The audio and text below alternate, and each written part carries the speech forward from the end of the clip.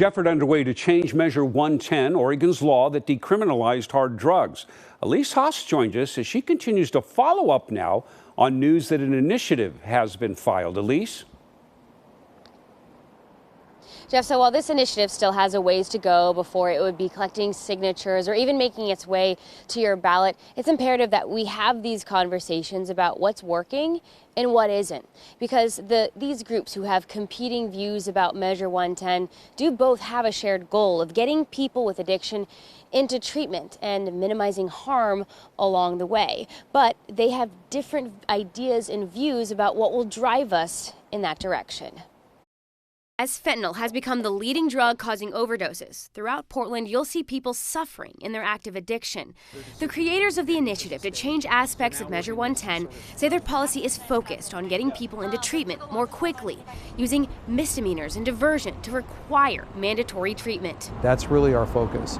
And we think that the current model doesn't provide the necessary incentives or balance the public harm issues against the individual harm issues in a way that is actually working effectively. Out of thousands of police citations for drug possession, 75% of people failed to show up for court, and only 50 people completed the full substance use assessment. That it's dramatically underutilized. Studies from PSU researchers suggest that the Measure 110 citation system and recovery hotline are ineffective in its current form. Maybe over time we might see it increase, but I think we are leaning in the direction of where is that Measure 110 money going? If it's going into treatment centers and assessment centers and treatment providers, they also need to be funding outreach workers. PSU researchers think it will take an army of outreach workers to connect people to treatment who don't have the family and friends that are doing it for them.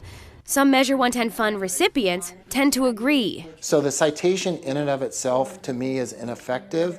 Sending out peers to the streets to meet folks that could use services, I see that as possibly the most effective way to get that person into care, rather than relying on them to pick up a phone after the police leave to call a number to get care. A possible pilot program is under discussion right now. It would pair caseworkers with police for street outreach. And we're deployed to go out and meet with the people. We need face-to-face contact. That's where our peers really come into play with their lived experience. They're able to use motivational interviewing. So far last year, Measure 110 outreach workers made nearly 70,000 encounters with people in addiction. Measure 110 supporters say while the citation system doesn't appear to be working, 2022 data shows that more than 8,000 people connected to substance use disorder treatment via Measure 110 providers directly. They expect those numbers to grow as more resources have opened in recent months. Ultimately, what we do know is that coerced and mandated treatment doesn't work, and that what people need when they go in voluntarily to access recovery and to services, they're much more likely to stay in recovery, and ultimately that's all what we want. The group who wants to change Measure 110 agree those voluntary numbers are promising, yet they're still highly concerned about the people actively using in public who may lack the capacity to seek treatment and require an extra push to get the proper help. What I would say is that when you compare voluntary treatment to mandatory treatment, voluntary treatment is always going to perform a little bit better, but that's the wrong comparison. The comparison ought to be mandatory treatment versus untreated individuals on the street, because they are the ones who aren't voluntarily moving into treatment. PSU researchers suggest there is no one-size-fits-all approach to what motivates someone with a substance use disorder to get clean. But they say it's usually a combination of both carrots and sticks. There's been moments of like.